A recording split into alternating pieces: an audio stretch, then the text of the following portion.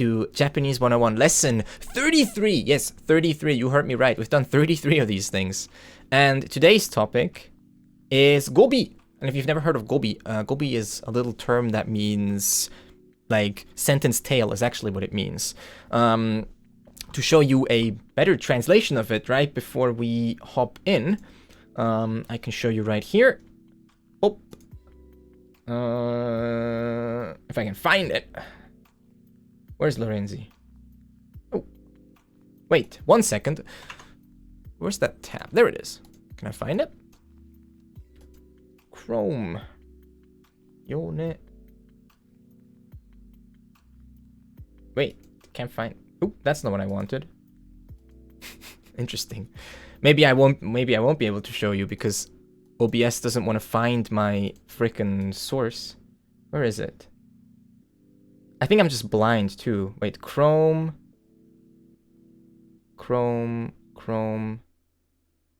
Hello? Chrome doesn't want to recognize Lorenzi's dictionary. That's interesting. Well, maybe I won't show you then. We'll just hop in here. All right. So today we're going to talk about Gobi. Gobi is just a way of saying like the end of the sentence, the tail of the sentence, basically. It's a word that comes at the end of a sentence or a clause.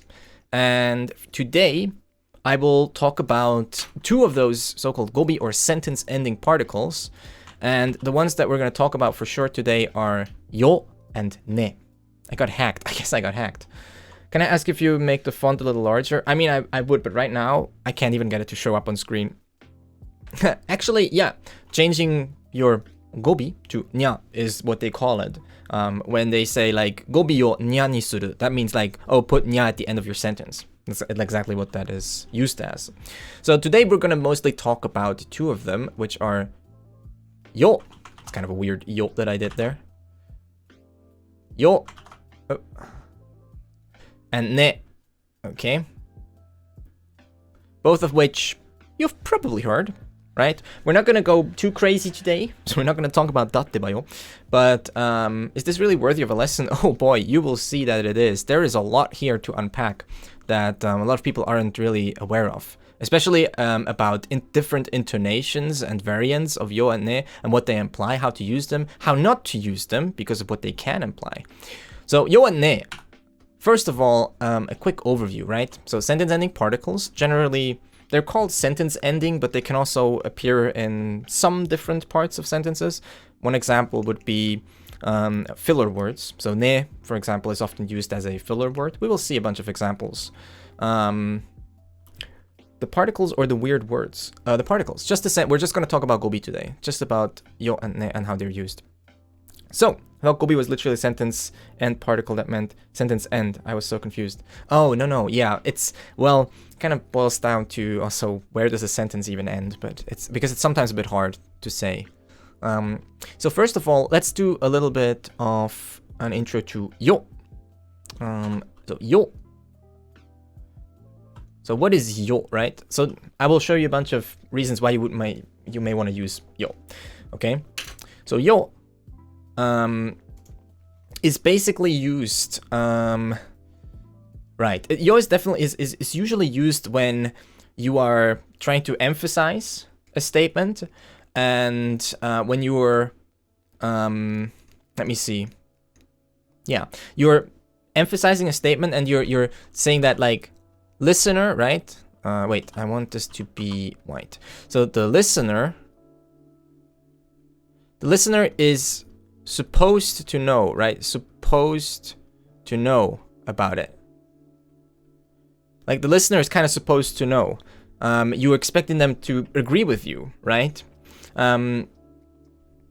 Basically, you're telling them that they should already know what you're about to tell them. It's that kind of emphasis. We'll see a lot of examples to make that clear. Another thing, let me see. Okay, so sometimes, okay, yo can also be used when we take this sort of supposed to know in the negative direction. It can also be used for complaining. Because you're saying like, no, don't, like, yeah, I already know that. Like, why are you even asking me? That kind of stuff, right? So it's used for complaining as well. And often that also depends on the intonation. Complaining. So, yeah, there you go, complaining. So we will look at a bunch of examples to basically get that. Wait, supposed to know, I thought it was kind of the opposite. It depends, but often when you say yo, then you expect, you're sort of like emphasizing a piece of information, and it's generally you say it because you think the person's already kind of aware or agrees with you. Like you don't really expect them to go like no, but it depends. It always comes off as complaint to me. Then maybe you do have something to learn from this lesson, because there is quite a lot of nuance here. So let's actually look at examples, because they will make things a lot easier. So, what do they say? Okay, if you're telling someone that beneficial, use of no is natural. Okay, yeah, that's another thing. Often when you say something that would be beneficial to the listener, you would also use yo. So, as I've started recently, we're mostly going to look at like just loads of examples to make this a bit easier to understand, because that usually is the easiest way to go about it. So for example, here's another one. Here's one. おせんべいどうぞ。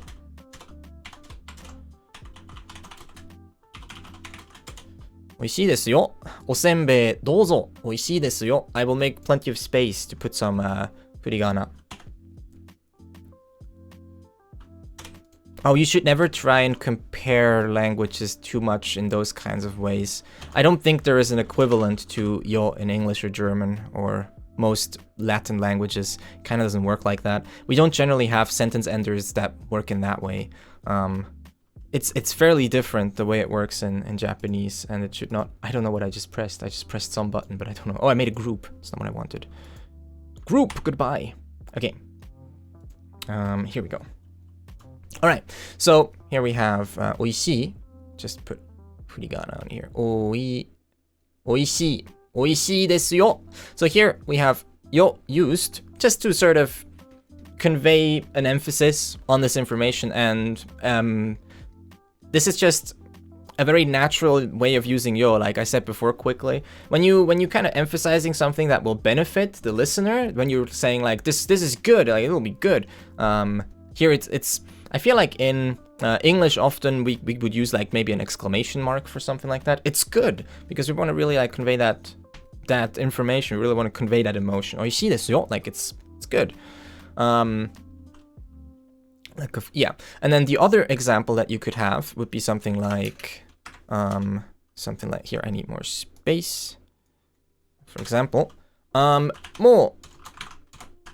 う帰っていいですよ。もう帰っていいですよ。Which means it's okay. You can go home. Like it's all right. It's all right for you to go home, right? So we have 帰る。帰っていいですよ。Basically, the main emphasis here is that if we leave out yo in both of these sentences, I should probably write on top of it, right? That would probably look a bit better. There we go. How about this? ありがとうよ。ありがとうよ. Yeah, that's... You know, I feel like you see it a lot in like specific types of speech, but in real life, not as much maybe. Yeah, it depends. So it's kind of casual. So it's like a way of assuring the listener. Yeah. So basically, the big point here for these two especially is that leaving out yo kind of sounds like it lacks consideration.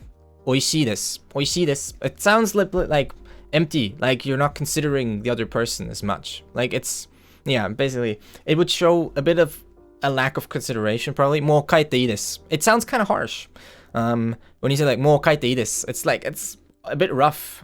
It's just like not as smooth when you say 帰っていいですよ. It's like, oh, you can go home. It just sounds a lot more natural using yo in these situations.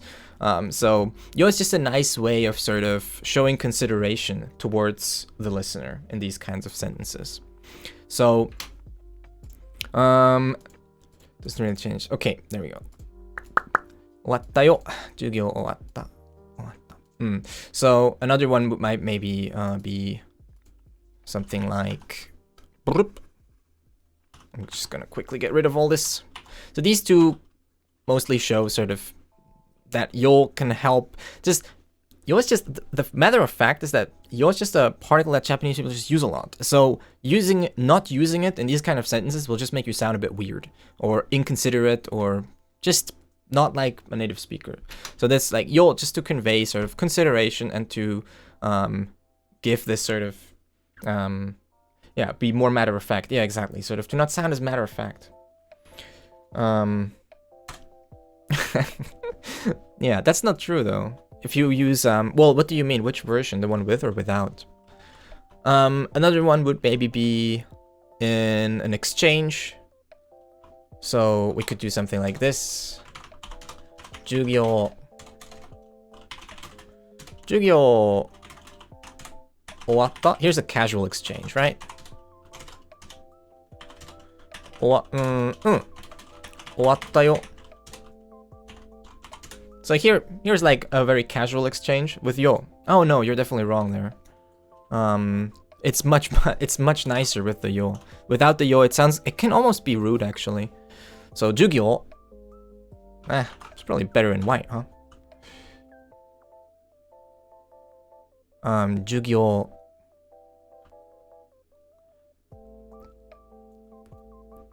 授業終わった So, is class over? 授業終わった Pretty casual exchange. Is class over?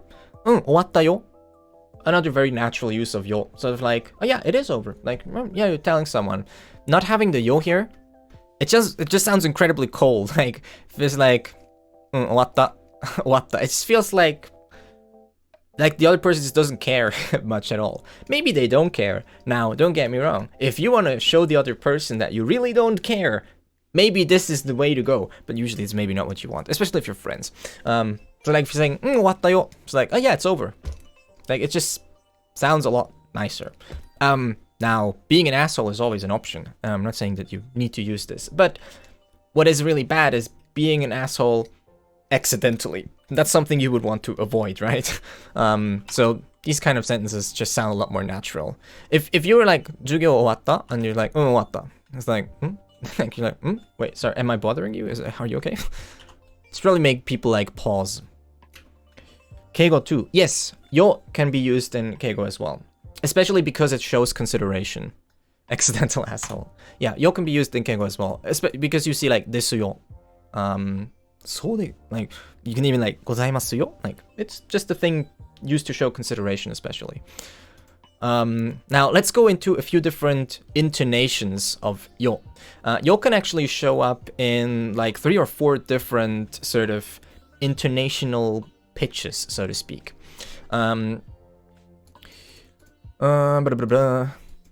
Okay, the first one would be when you have yo with sort of a rising intonation.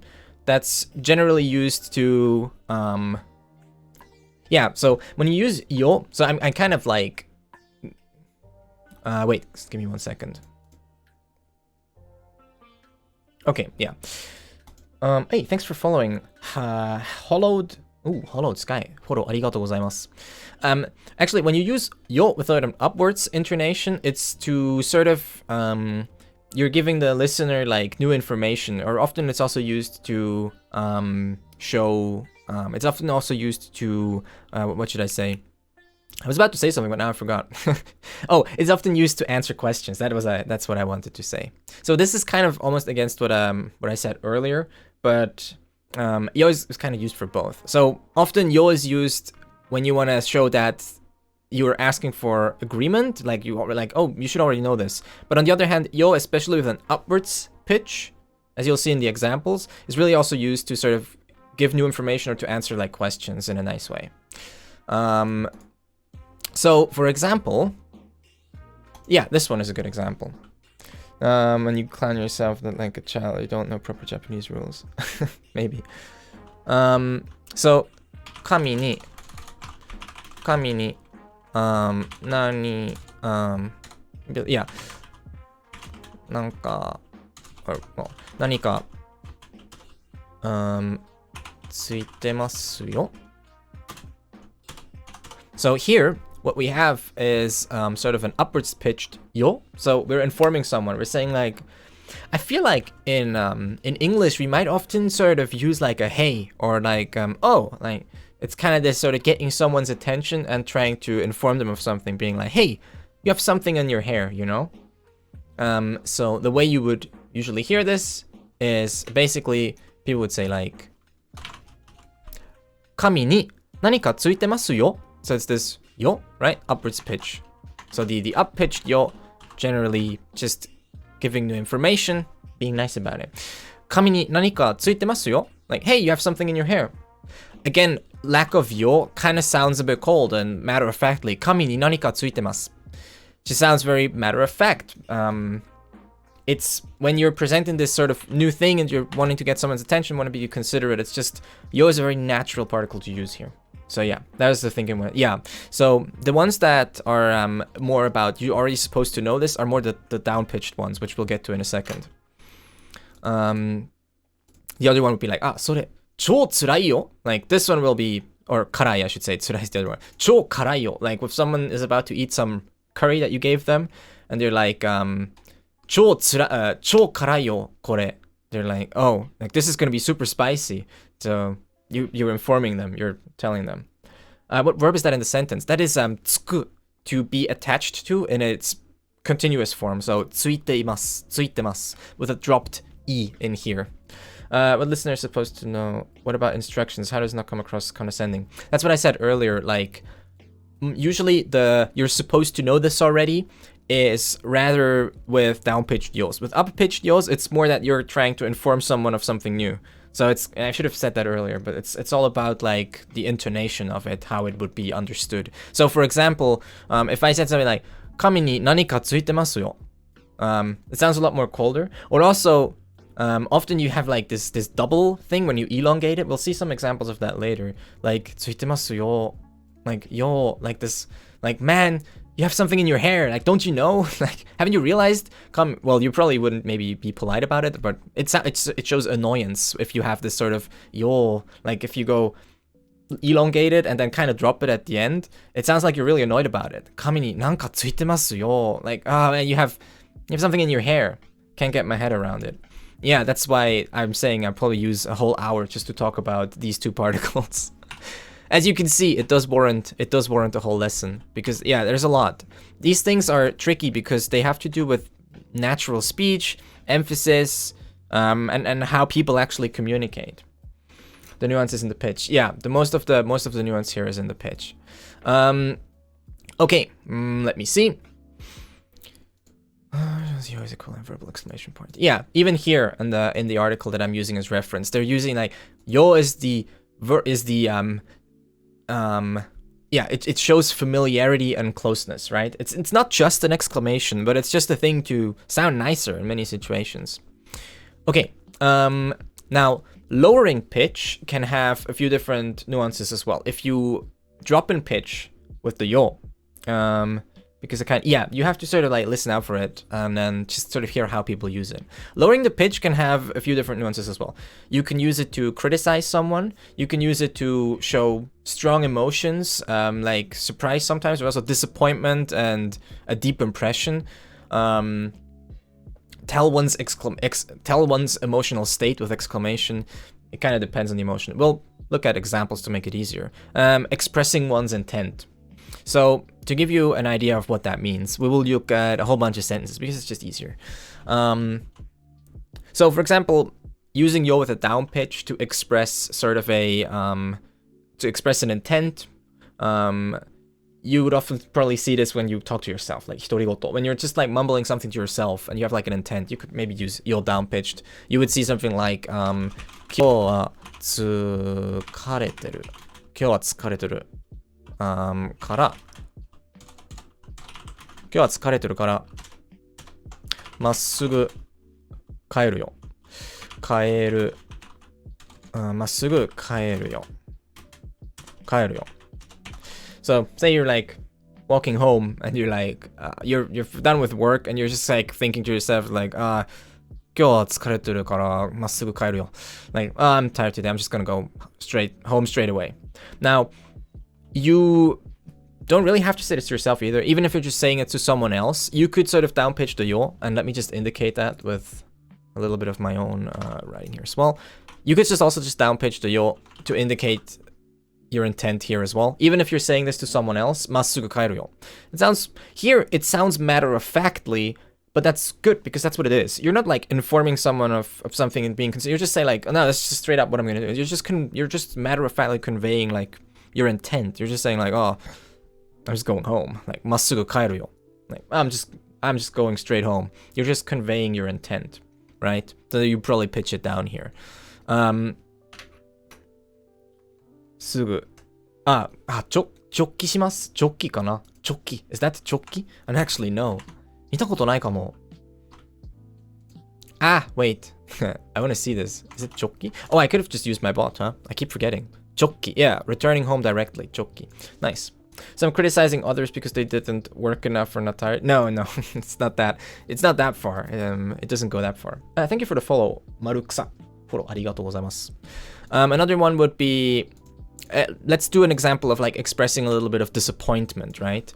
So you might have something like, 頑張れよ. Right?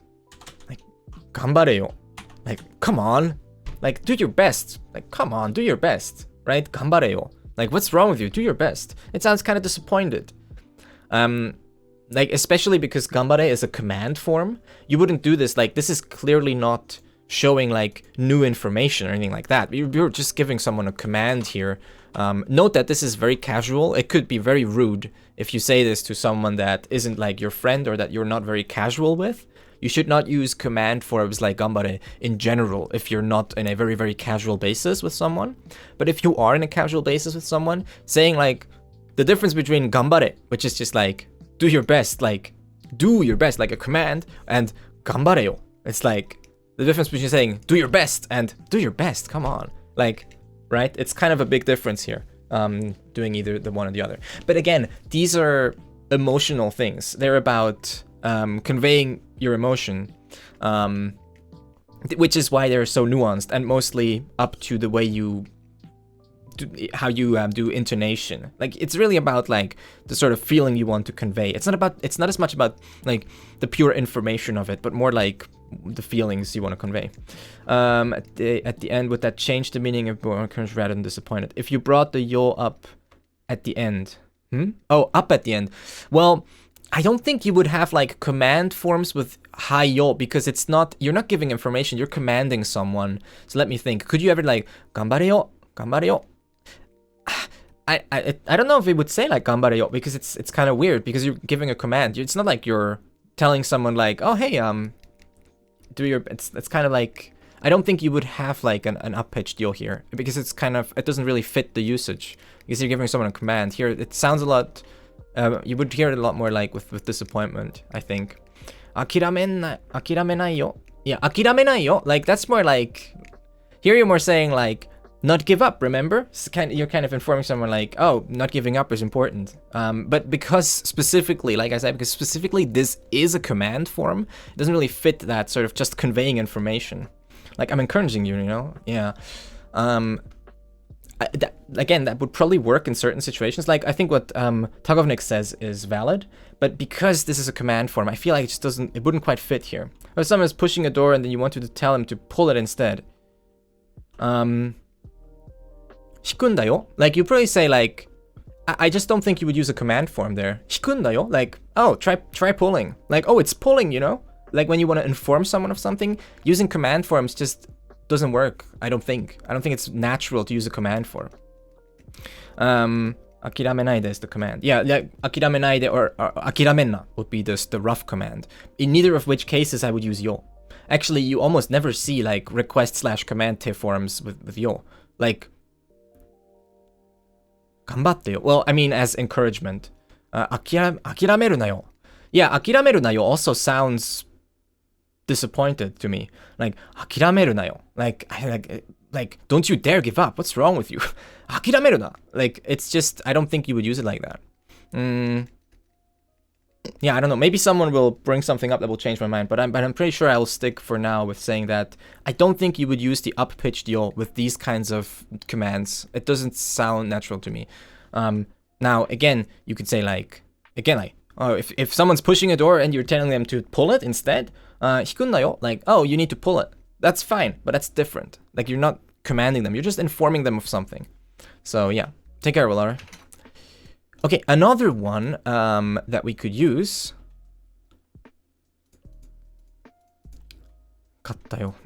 Another one that you might see is this, what I mentioned earlier, this sort of up-down kind of thing, especially with the elongated vowel. Okay, so this one, it can sound kind of childish or kiddish.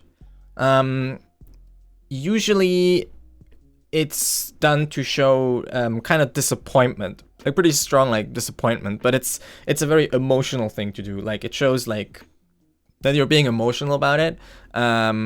It can show like pretty strong annoyance or pretty strong like disappointment. I'll show you what I mean. So for example, here's one that clearly shows like annoyance. Okay, clickety click, there we go. Copy paste. We will put in the long yo here. So generally the way this, so you see this in a bunch of versions. I will show you. So you might either see nothing at all, but it's just spoken like that. Sometimes it would maybe be elongated like this. It might also be elongated like this sometimes. In especially very casual writing, like maybe online, you might see this, okay? Now, even though this is the katakana elongation mark, in casual writing, stuff like that is still used to emphasize, yeah. What is meru suru? Meru suru is to email someone. Just means to send an email. Meru suru. Wait, let me drink some coffee. So just to be clear, you might see elongation like this, even though theoretically that is like katakana and hiragana mixed. I don't think I've ever seen that. You do see for pure vowels like ah, you might see this for a long ah, but I've never seen this done. So because the issue with yo, it's like yo, I've never seen that. I don't know if anyone does that, but I would probably not do it. That's my advice. I've never seen that. I see like not yo. I see yo or yo generally to emphasize this elongation. I often see, yeah, you might see it. You might see just the, yeah, that's true, right? You might just see this, right? Yo, because this ne attorney, yeah, but note that that's just ne and then just the vowel, not a vowel consonant combo. So that's just the vowel only mora. So what Himajin says is true though. So you might see yo. This actually here is interesting because this is sort of a written way of kind of also emphasizing this drop. So this like up down motion is sometimes also visualized like this. So these are well, this one isn't, but these two are casual usages, informal usages. There's no fixed rules. You're not gonna read a textbook about how to do this kind of stuff. It's very organic. It's just what people decide to use. Yeah, you see all kinds. Yeah, you see all kinds. But I just wanted to point that out. You might see it in different configurations. I think for simplicity, we just use this because it's like the standard kana version of it. Like this is just standard kana usage, elongation of the o sound using yo. So we'll probably stick with this. Just note that you might see different variants of elongation, just in general, not even just for this, but in general. So here, we would probably find something that would kind of go like slightly up and then just down. Okay, so yo, so kind of like that. あいつがまたメールしたよ. Like, he wrote me another email? Like, really? Right? That guy sent another email? Like, come on. That kind of thing. またメールしたよ. Like, man, you're clearly very not happy about this, okay? This can sound a little childish depending on what it is, and it can also be really rude. Like, you should probably not react to this. Like when you're, I don't know, if you have like a nice Japanese teacher online that you're being very formal with right now, and they're giving you a little bit of homework, you should probably not pull that one, or call them aitsu or koitsu. But again, these are things that you have to learn to use appropriately. But as always with these things, it's really good to kind of think about it, see it, know it, like just get the noggin jogging, right? And then when you see it in a book or when you hear it in a YouTube video, in an anime or anything like that, you're like, oh, that's the thing that Eve told me about. Oh yeah, I see. I can hear how he's annoyed. And like, oh, that's how that's how he's using it right now. So I can maybe copy that if I get into a situation like that. And that's how you learn the language anyways, right? You just copy what you hear for the most part. What you hear and what you see. So there we go. Now, that was basically it for yo. Let's do a quick recap of kind of what we learned for yo. Now again, these are like super nuanced things, and we also learned about like combining ne and yo, like yo ne a little bit. That's like, it's kind of tricky as well, but we had kind of like 3 different ones, kind of depending on pitch. So we had a up pitch, generally new info, being considerate, right? Being considerate, right? And we had a down pitch, either for expressing intent, something expressing disappointment. I don't even know if I spelled that correct. And then we had the sort of up-down one. Uptown Funk, gonna give it to ya, which is sort of emotional, and further like annoyance, right? So these are generally like the 3 ones that you might see. Me and Japanese are doing homework. What? 品物を持ってくるか。品物を持ってくるか。Will you bring the goods? Wait, what are you trying to say? Do you have the goods? I have the goods, yes. Good. Now, talking about goods, let's look at ne. Ne! Oops. Ne. これでよの使い方はもう分かったよね。分かったよね。Oh, I guess that's another good one for questions, but I guess we will get into combining yo and ne once that questions come up, since ne is more the one that can relate to questions. So yeah, that's a good thing. Like about questions, you would generally not use yo with questions, except if you combine it with ne, then you can use it with questions. We will look at that a little bit. Generally, just yo and then a question doesn't happen as much. I can't really think of. Let me think real quick. No, you would probably not ask a question with yo at the end, generally. That wouldn't really make sense. Like, it would not really fit into any of the categories, right? Like, you're not relaying information if you're asking questions, and you're not showing disappointment, kind of like that. We don't talk about yo so far, I came in late. Yeah, we've only talked about yo. Now we're talking about ne. Oh gosh, I should know this, but I forgot. Owattakai. What's that again? It's like, damn it, I should know that word, but I forgot. Now I need to look it up.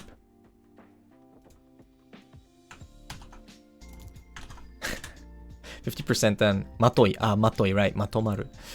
Matome. Matome. Right, I should know matome. Yeah, the matome is kind of over, but we're going to do another one for ne. So, for ne, right? Let me just get rid of this guy. So about ne. So one thing to know is that for ne, right, when you have sort of a like upward intonation, an upward intonation, sort of kind of one that may like go basically like kind of pretty straight up. So it's kind of like you could kind of emphasize it as like, oh, just like straight up. It's usually for asking for acknowledgement, right? It's when you're saying something that's like mutually understood, right? Mutually understood. Often I would maybe compare this to when you have a sentence in English and you're like, right? It's this sort of asking for confirmation. Yeah, しょうがないね. しょうがないね. And it's a pretty high pitched ne. It just goes right up. It just jumps right up. It's just like ne, like that. そうだね. That's true. Yeah, that's true. That's true, isn't it? Like, we both agree, right? Right? Like, that's true, right? Oh, yeah, that's true, right? Yeah, you're right. Kind of like that. So I often compare it with using right like that. You're straight up just, you're saying, you're just either like agreeing or sort of just, it's something, you're talking about things that are mutually understood. Lots of research trying that, isn't it? Yeah, isn't it? This is basically the one that falls into that, like, isn't it category, right? Isn't it? You don't, like, the way that isn't it is also explained, right? This sort of overlaps here. You don't expect the other person not to agree with you here. When I say something like, example sentence time, when I tell you, there we go. When I tell you, 今日は、yeah. 今日は暑いですね。今日は暑いですね。Right? I don't generally expect the other person to disagree with me. そうですね。Yeah, そうですね is obviously like the sort of the prime example. If I say like 今日は now, that doesn't mean that they will never disagree with me. I'm just saying like you wouldn't expect it. The other person could still be like, いや、あまりそうじゃないと思います。みたいな。Like, they could still be like, yeah, disagree with you. Doesn't mean that they're not allowed to disagree, right? But 今日は暑いですね。今日は暑いですね。Like, this sort of up-pitched ね。You don't expect the other person to disagree with you. Generally, you think that they agree with you. いい天気ですね。Yeah. Princess drilled. いい天気ですね。Yeah. So that's the kind of usage here, right? Now, again, the other person may disagree with you, but you would be surprised probably. This definitely indicates that you expect to be on the same page here. So that's kind of this up-pitched ne. Uptown pitch. Uptown bitch. そうでもなくない? そうでもなくない? That's very Japanese phrasing. So the double negative. Usually Japanese people use ne to soften up sentences to make it not that harsh. Yeah, that's true as well. It sounds like this sort of, it's the same as in English, really, the isn't it? Immediately invites you to respond. It's a nice way of showing interest. Rather than stating a fact, you are immediately trying to relate to the other person by using this, right? Like when I say, oh, that's a nice car, isn't it? That's a good opener to conversation because I'm immediately trying to like relate to someone. It's the same here. いい天気ですね. Like it's a conversation start. You're already like this sort of thing deeming something to be mutually understood is basically already like creating a connection, and it's a way of like emphasizing with a person and makes it sound a lot nicer rather than just stating a fact. When I just say 今日はいい天気, I don't know, are you trying to start a conversation? Are you just telling me? Am I just supposed to agree or take this information and walk away? Yeah. Yes, no? This is a nice car, right? It's a way to engage someone, basically. Avoid being a robot. Yeah, basically. It reminds me of how bulbous in Japanese, 不思議だね. It's a sound like a combination of 不思議だね. 種. 不思議種. Ah, 不思議種. Nice. Yeah, there's puns obviously as well. So yeah, here's some examples for using it as the answer to a question. So you often have like for answers to questions, right? So 日本は今何時? くらいだね. Yeah, so this one would be an example of like a quick exchange. You might have something like 日本は今何時? 日本は今何時? What time is it in Japan right now? 昼2時くらいだね. 昼2時くらいだね. Again, up pitch. 昼2時くらいだね. Oh, it's about 2 p.m., right? It's about 2 p.m., I think. Something like that. So, 昼2時くらいだね. Like, it sounds nice. Which is vague, I know. A lot of these things, especially Gobi. Gobi is a big part of what will make your Japanese sound natural. Of course, there's choice of word and very important things like that. But, well, arguably Gobi are words, right? So it falls under the category of knowing how to use Gobi to sound natural. To sound nice or not. Nepa? Yeah, basically, right? So that's basically up pitch name, right? Now, when these are so when you go like really strong on that up pitch, you're mostly saying like mutually agreed. So I would say that the up pitch, right? Like I would say that the strong up pitch, like you're not expecting, like I said, you're not expecting any disagreement there. You're not as much asking for approval maybe, rather than just, you're already like assuming that it's mutually understood. So like, 2時くらいだね. Like, you're not expecting the other person to disagree with you here. It's more just like emphasizing like empathy, and it's like mutually understood communication, basically. Now, you can have a slightly different pitch on it, which is it's more like a rising pitch rather than just a straight up, like ne, like that, instead of ne. Like, it's kind of subtle, but when you have more of like a rising thing, it automatically becomes more of a question and a confirmation or approval seeking thing. So let's look at examples that go more in that direction. So but it's kind of, I mean, this is kind of obvious, right? Sort of doing the slower rise makes it sound more like a question. So it falls more into the, oh, I'm seeking approval category, right?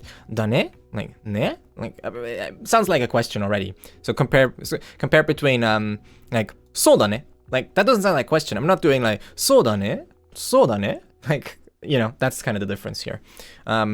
Which again, interestingly, most languages that I know have the same intonation for questions. It seems to be fairly universal, the way we ask each other questions.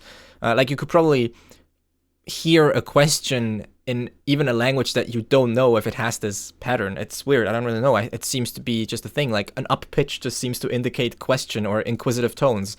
I don't know why that is. That's probably some linguist has written a paper about that.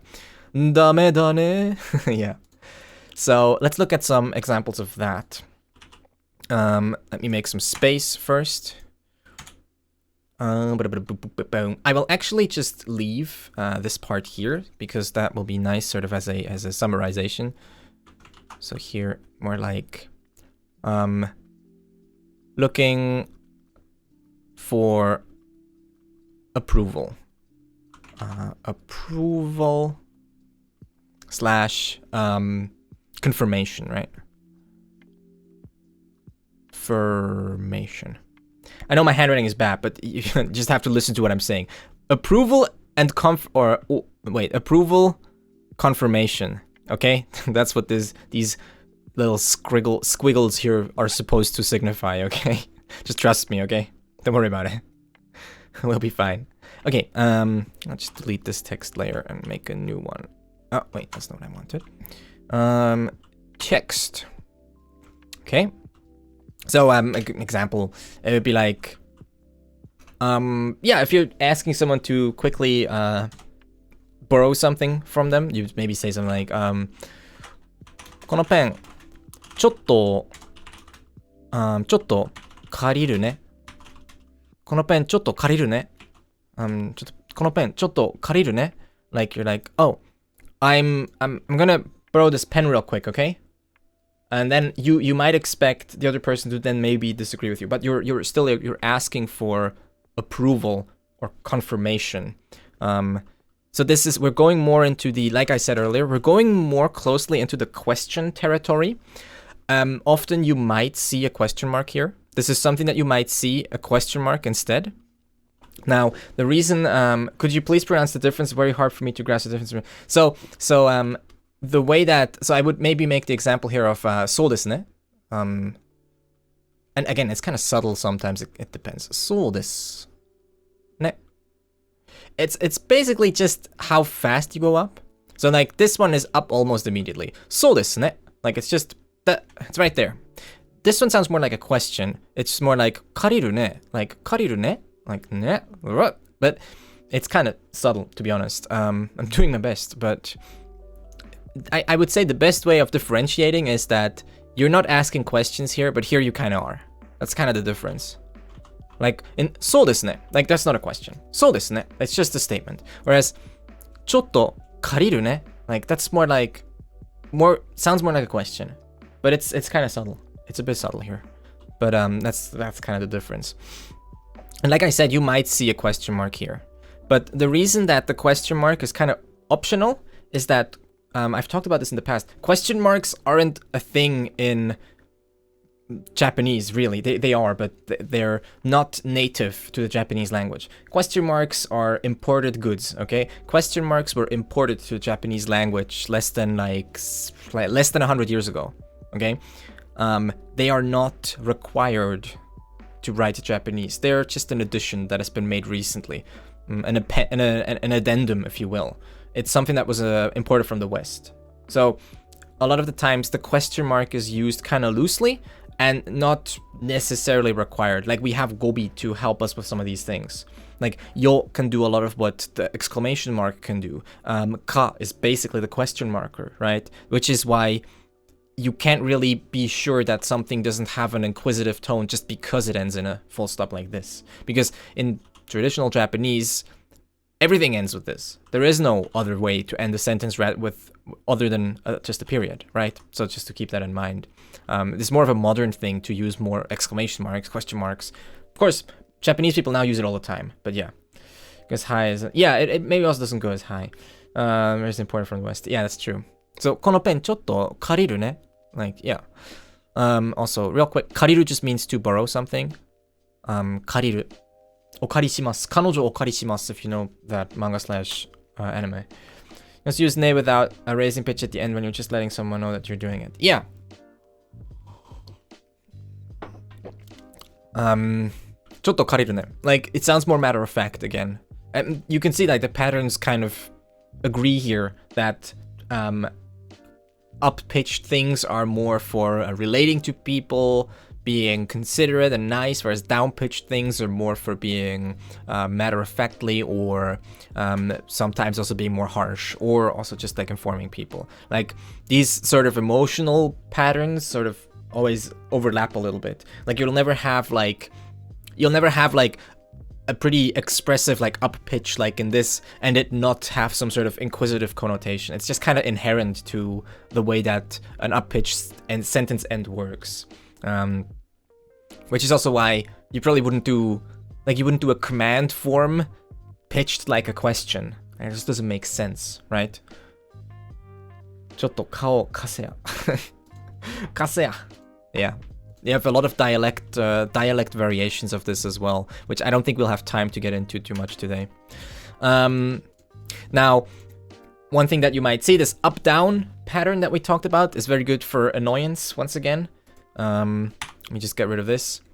I guess if you watch like any VTubers, I guess Russia is kind of famous for this one. But this ne, right? This elongated, exaggerated up down. Sounds very annoyed, or also either it can seek for sympathy, but it doesn't sound like childish. So once again, you can do like either it can be annoyed, but also it can annoyed. Wait, how do you spell annoyed?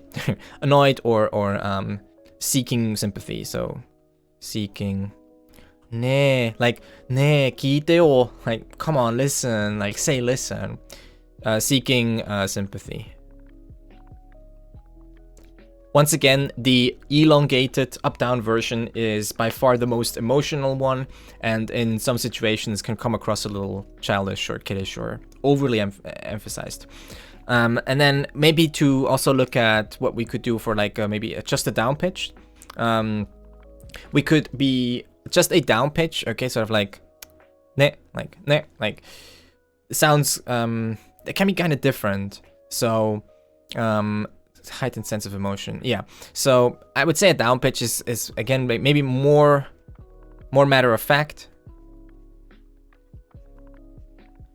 but still helps to convey a little bit of emotion. So maybe if you say like the difference between 着いたね sounds more like I'm emphasizing with you. I'm like, oh, we're here. I sound happy. 着いたね. That's the first version, right? 着いたね. As in to arrive somewhere. And be like, 着いたね. Like, oh, we're here, right? We're here. The down-pitched version would be like, 着いたね. 着いたね. Like, oh, here we are. Right, 着いたね. 着いたね. Sounds less... I'm not relating to you as much, probably. I'm just sort of relaying information here. It's a bit different. Seeking sympathy. So you probably wouldn't combine like matter-of-fact statements with the annoyed seeking sympathy one. That's more falling into the question seeking sympathy, sort of like you're asking the other person like, come on. So that falls more into this. So I guess like these two are more like related, and then these two are a little bit related, right? In a way, like these are more conveying information, these are more seeking approval, both of them. Okay. Hey Wasef, how you doing? Let's get rid of that. Yeah, it's very common to make a command with a question. Can you email David the Leicester reports? Okay. Like, I suppose, but I would categorize that grammatically a little different. I would categorize that as a request. That's in Japanese, I would say that's the difference between saying like 書いてください and 帰れ. I would say very clearly that I would say one is definitely a request and one is a command. It has to do with first of all, it's a difference in how polite you are, and it's a big difference in how much respect you're giving the other person's autonomy. Like, I think I would personally say there is a huge difference in the amount of consideration you give the other person's autonomy when you say te kudasai versus straight up commanding them. So like, well, for example, right, in customer service, like, ここに名前を書いてください. Please write your name here versus ここに名前を書け. Like, no one would say 名前を書け. Like, write your name here. There's a huge difference there. And in the same way, I would say, can you email the Leicester reports? Now, if the boss says, can you email David the reports? The employee might say, oh, I will, but I have to do this first. But if the boss says, email the reports, then the employee probably knows that he can't just like say, no, I'll do it in a bit, right? Like there's a big difference in the way that sounds. So I would be hesitant to use the word command if you're phrasing it more as a question or as a polite request, depending on what it is. But yes, I mean, you know, but that's my view. I would say that's how I would differentiate. 書いてくれませんか? Yeah, and here you're straight up just asking for a favor, right? 書いてくれませんか? The くれませんか is basically asking for a favor. Yeah. Okay. Let's look at a little bit of combinations as well. So combining yo and ne, all right? So we have like this sort of right up here. We looked at examples for each of these. So let's see how we can like combine yo and ne to get some interesting effects as well. Oh,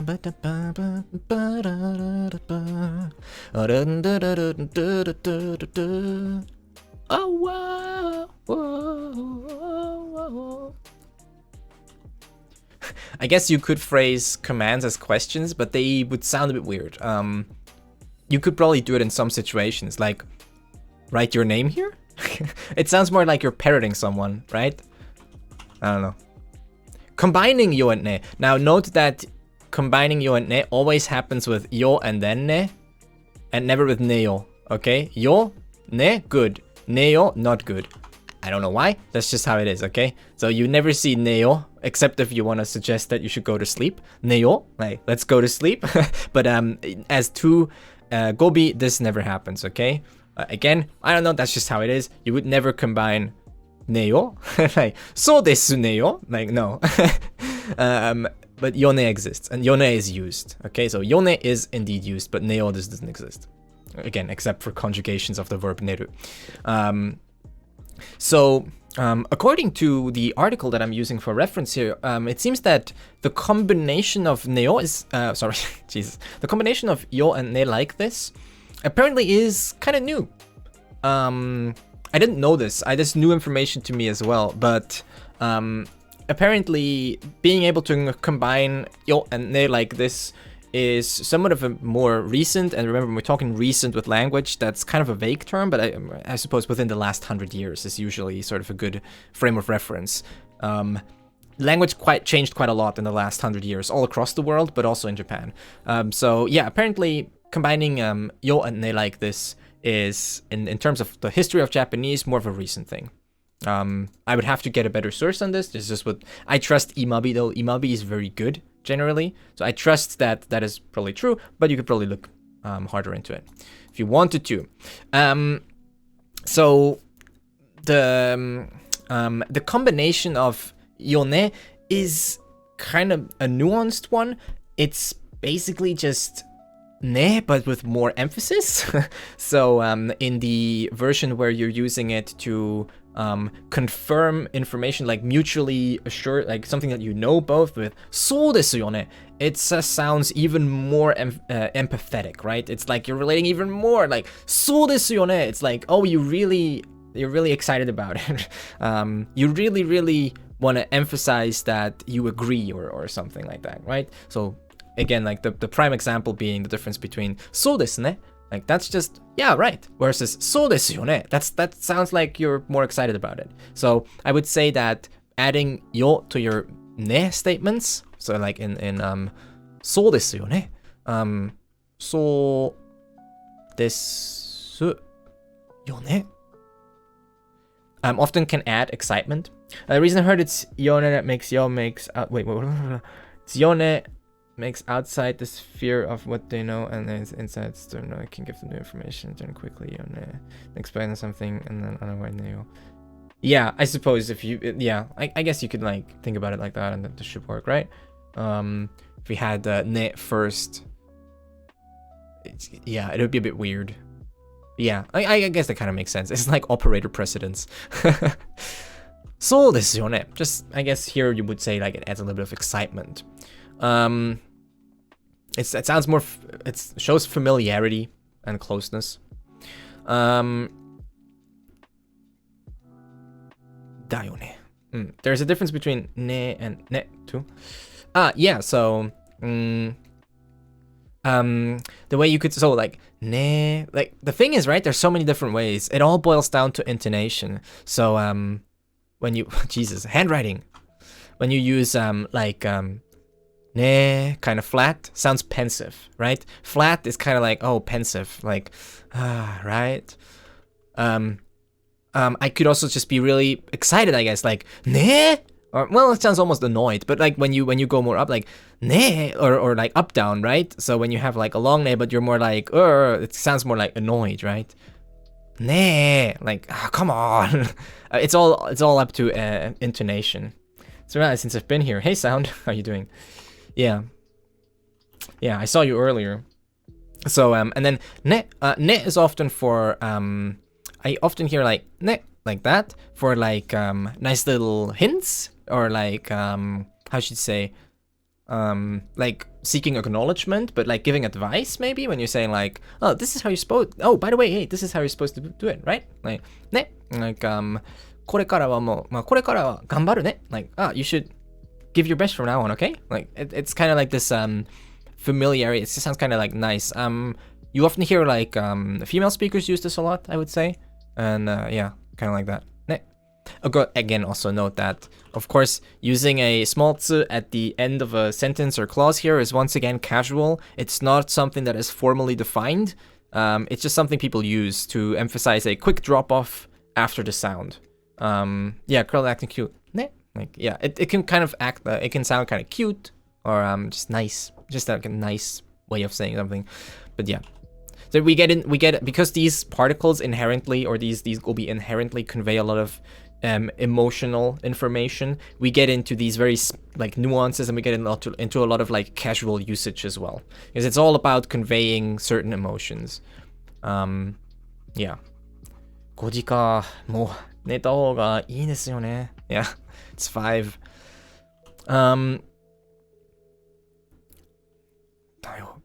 So. Not questioning. He works at the bank, right? 彼は銀行に勤めてるんだよね。もう before time is better. 5時か。もう寝た方が。I don't know. I think both work. They're just saying different things. Like the emphasis is slightly different. もう5時か means, oh, it's already 5. Versus もう寝た方がいい. It's like, oh, I should already sleep. But I think both are fine. So here would be like a usage of like, you can also use nda. I think we've not talked about noda that much. We talked about it a little bit, but generally, just real quick to show you some examples of noda as well. You can have noda / nda to sort of also emphasize a statement, to really hammer a point home. So like when you're saying that's how it is, kind of like that. And you can add yo to these. So you can like noda and nda yo. And you can also add ne as well, yo ne. So for example, with yo, you can have like a pretty coarse, so this would probably be considered like male speech. You could find something like I have here. Ittai nani ga attan da yo? Attan da yo. Ittai nani ga attan da yo? Like, the hell happened? What the hell happened? Right? Or as some of us more cultured people like to say, what the frick happened? You can use your curse word of choice in there. Ittai nani ga attan da yo? This sounds, it's like a way of putting more emotion into it. Nani ga attan da? Attan da yo. Like, it's, again, it's hard to really give a straight up explanation of what this is. Attan da yo. You're right. Attan da yo. Hey, Tenten. It's just a way of making it more emotional, I guess. You sound more invested if you add it, compared to nani ga attan da? Like, what happened? That sounds, actually, this sounds like, that could, in some situations, like, nani ga attan da sounds almost scarier, because you're like so matter of fact about it, like a freaking machine. You're just like, tell me what happened. Or nani ga attan da yo? That sounds more like, what the hell happened? Like, you sound more surprised about it, I guess. Whereas, just without the yo, there's like less surprise in it, but you still are asking about it like really roughly. Which is, by the way, also pretty strange, because this in itself is a pretty strange thing to happen, but it does happen in casual speech especially. If you remember when we talked about the copula da, I said that da is for factual statements. It just says how something is. It's a copula. And yet we can ask questions with it. That's really weird. That's something that mostly happens in speech and spoken language and casual language. But da as a copula is sometimes used for questions, but it makes them very strong. Often used with nanda or like nani ga attan da, stuff like that. Just straight up like, what the hell? Like, and also something of note, you would not use this like this. This would not really work here. Itai nani ga attan desu yo? Well, it sounds a bit weird. You might, but it sounds a bit weird. It's definitely much more common to use da in casual speech, because it is casual, kind of by nature almost. Except if it's like in the middle of a clause, I guess. Attan da, like using da for like strong questions is actually done quite a lot. This not as much. But yeah, it's a bit of a weird thing. Like, if all you know about the copula is that like, oh, it's a copula, it makes like, that's how it is kind of statements. Then seeing it in questions can be a bit confusing, but you'll get used to it if you hear it enough. So yeah, 420. Thank you for the 420 bits, Tenten. Arigato. Cute da. Kawaii. Kawaiui. Gotta go for now. Have a nice day. Take care. Bye bye, Ryusuke, aka Kolan, aka Hotame. You should make that your name. Just all the aliases, just all combined into one. Wouldn't that be a thing? I mean, a thing of beauty. Don't tell me what to do. I won't. I'll ask you what to do. Okay. What else? I don't really have to think. I don't really have to mention this as much. Okay, one more thing that we'll talk about is kind of ne as a filler. Okay, so you might hear ne also as a filler word, which is true for a bunch of gobi. Na also. They might also show up somewhere in the middle as a filler. So I'll just give you a few examples of this. You've probably already heard that. Like, it's just people use that a lot, so you probably have heard it. Let's do ne as filler. Filler episode, I know, right? Okay. One of those is one of those very common ones is anone, right? I don't know if you've listened to any person speak at all, you've probably heard this, right? Anone, comma, something something. Maybe like, 僕これがね欲しいの. We can even do it twice, right? 僕 wait, this would be like that.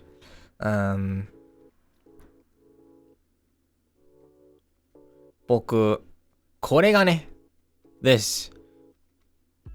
Sometimes my this just die. Here we have it twice, right? これがね、欲しいの. Obviously casual speech again. So like, あのね, you see, you know? 僕はこれがね, this one, you know? 欲しいの, I'd like this one. Phil Nash says always, あのさ. Yeah, あのさ. Yeah, あのさ. Like, sa is one that we'll get into. I think I'm gonna do at least 2 episodes about Gobi. So next week we're gonna do more Gobi, and maybe even a 3rd one. There's a lot of Gobi, and all of them are slightly different. So I feel like there's enough material to at least do another one, maybe 2. So yeah, sa is another one of those, which can have different ways again, which again will boil down to intonation often. ねえねえ、どうしてこんなところにいるの？不思議。いや、どうしてでしょうね。Why is anyone anywhere? Another one. So, あのね、僕、これがね、欲しいの. It's just filler, okay? This, in English, yeah, it would be like, I really want to, I really want you, oh yeah, it's like, I really want this, you know? Kind of like that. Or, you know, this one, you know, I really want this one. Just, when we speak, or, it depends on how you speak, but a lot of people, right? Which is natural. When we speak, sometimes we have to think. Like, our speech can't always keep up with what we're trying to express. So that's what filler words are for. When we don't know what to say, we use a filler word. And Japanese has a lot of them. And then using ne, again, gives it this sort of more emphatic connotation. Like, this sounds like very friendly. Anone is like, I'm trying to get your attention, right? When I say anone, like, I'm really trying to get your attention, basically. And note that most of these filler ones will also be pitched down. You would not say anone. No, you would say anone. So kind of a drop there. Anone, これがね. It's looking for attention and just filling space where it needs to be. Let's see, is there anything else that I really want to mention? No, not really. That's basically it. If you want to see a more detailed write-up, you'll see like the full credit, of course. The article that I used today, as a lot of reference, was this Imabi article where you can read about yo and ne. You'll see a lot of the example sentences that I used today. And everything is in a bit more detail. And they also, of course, Imabi also has a lot of other articles that you can read. When you're trying to buy something and you think you're going to say, when you're trying to buy something you think you're going to say, I don't know. You know what you should buy? A subscription to this channel if you enjoy my content. Ha, got him. Got him again. I like Imabi. Yeah, Imabi is very good. Imabi has nice and detailed articles. So, if you have any immediate questions right now, then I will be here to answer them, but I think this is all I wanted to go through for now. And I think, yeah, we are right on time, about 1 hour and 7 minutes. That's perfect. I don't really like to go above 1 hour for these lessons, so there you go. We've learned about yo and ne. Now, if you're a bit confused about how to use them, don't worry about it, okay? That's okay. It's okay to be confused. Just remember, I mention this almost every time, but remember, I'm not as much trying to teach you so that you can use it right away. I'm trying to teach you so that you'll probably recognize it and be able to absorb it more quickly. That's my goal, okay? I don't really believe in I don't think it's realistic that you attend any sort of 1 hour lesson and then be like, I can use this now. That's usually not how it works with language. But you can attend the 1 hour lesson, learn about something, and then be much more aware of it and pick it up a lot faster. So that's my goal. So if you think like, yeah, I mean, I understand what he's saying, but I don't really know if I could use this now, it's okay. That's not what I expect you to do. I wouldn't expect anyone to just, from a 1 hour explanation, be able to use it perfectly naturally. So yeah. Hey, Erica. Am I saying your name right? I've always wondered. I've only ever read it in my head, I guess. Erica. Erica, maybe. Erica's. Really fun and insightful. Thank you. Thank you. Good luck. Yes, Beth. Take care. Thanks for watching. So, yeah, there you go. That was that for now. Erica Gaelic spelling. Nice. That was this. And we'll do another lesson next week. Probably more Gobi. facilitated my absorption. I hope it has. That sounds almost a little naughty, doesn't it? Doesn't it? So I'll see you in the next lesson. And the recording ends here. Wow.